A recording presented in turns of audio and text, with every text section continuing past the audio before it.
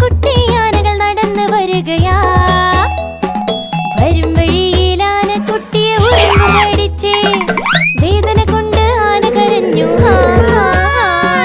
അമ്മയോടി വാ വാ എന്ന് കരഞ്ഞു. ഇവിടെ വാ, ഇവിടെ വാ, ഇവിടെ വാ, വാ വാ വാ. അമ്മയാന പറഞ്ഞു, കുട്ടികളെ പേടിക്കണ്ട, ഉറുമ്പ് പോയി കഴിഞ്ഞു. നമുക്കെല്ലാവർക്കും കൂടി വീട്ടിലേക്ക് പോകാം.